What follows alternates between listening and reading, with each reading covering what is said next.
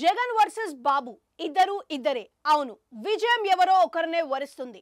కానీ ఎక్కడా తగ్గకుండా ఎన్నికల కురుక్షేత్రంలో ఏమాత్రం అలసిపోకుండా ఇటు జగన్ అటు చంద్రబాబు చూపిన పోరాట పటిమకు శభాష్ అని తీర్పునివ్వాల్సిందే అని అంటున్నారు. వారిద్దరూ అంత కసిగా పట్టుదలగా పనిచేశారు కాబట్టే ఏపీ ఎన్నికలు ఇంత ప్రతిష్టాత్మకంగా మారాయి. అంతేకాదు, ఏ సర్వే సంస్థ అంచనాలకు అందనంతగా అవి నిలిచాయి. గెలుపు కోసం ఈ ఇద్దరు నేతలు పన్నిన వ్యూహాలు కానీ, రాజకీయాలు శ్వాసగా చేసుకొని సాగిన పోరు కానీ స్ఫూర్తిదాయకమనే అని అంటున్నారు. తొలి నుంచి ఒకే టెంపోని ఇద్దరు కంటిన్యూ చేశారు. అందువల్లనే ఏ పార్టీ ముందు ఏ పార్టీ వెనుక అన్నది ఎవరికీ అర్థం కాని పరిస్థితి ఏర్పడింది. ఎవరు విజేత అన్నది చెప్పడం తలపండిన రాజకీయ పండితులకు కూడా కష్టసాధ్యమైంది. అంటే ఆ ఇద్దరు ప్రత్యర్థులు ప్రతిభా పాఠాలకి నిదర్శనమని అంటున్నారు. జగన్ 3 ఎన్నికలను చూశారు. చంద్రబాబు ఇప్పటికే 10 ఎన్నికలను చూశారు.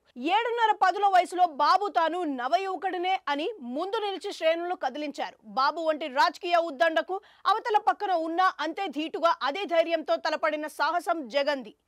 బాబు రాజకీయ అనుభవం 4.5 దశాబ్దాలు, అదే జగన్ది 15 ఏళ్ల మాత్రమే. అయినా కూడా రాజకీయ రణక్షేత్రంలో సమ ఉజ్జీలుగా అనిపించారు. ఎవరిని తక్కువ ఎవరిని ఎక్కువ అని చెప్పడానికి కూడా అసలు కుదరదని పరిస్థితి ఉంది. ఏపీ రాజకీయాల్లో ఇంతలా పట్టుదలతో రాజకీయాలను చేసిన నేతల్లో గతంలో లేరు అని చెప్పాలి. ఎన్నికలను వారు ఒక స్థాయి వరకే తీసుకునేవారు. కానీ దానిని అంతకు మించి అని భావిస్తూ లైఫ్ అండ్ డెత్ స్టేజ్కి తెచ్చిన ఘనత కూడా ఈ ఇద్దరు నేతలకే దక్కింది. బాబు కానీ జగన్ కానీ తామే ఒక సైన్యంగా ముందుకు కదిలారు. తమ చుట్టూనే అన్నీ అంతా అనిపించారు. తమతోనే ఏదైనా అని కూడా అనిపించారు. అందుకే ఆ ఇద్దరు ఇద్దరే.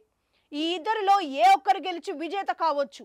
కానీ పోరాటంలో చివరి అంకం వరకు వచ్చి గెలుపు తలుపులు అవతల నిలిచిన రెండవ వారిని కూడా విజేతగానే చూడాలి. అలా ఏపీలో నెవర్ బిఫోర్ అన్నట్లుగా జరిగిన ఈ రాజకీయ సమరం చరిత్రలో పదిలంగా ఉంటుంది. మళ్ళీ ఇలాంటి పోరు మాత్రం ఫ్యూచర్లో జరగకపోవచ్చు. ఎందుకంటే ఈ ఇద్దరిలా మరే ఇద్దరు ఉండే ఛాన్స్ లేదు కాబట్టి.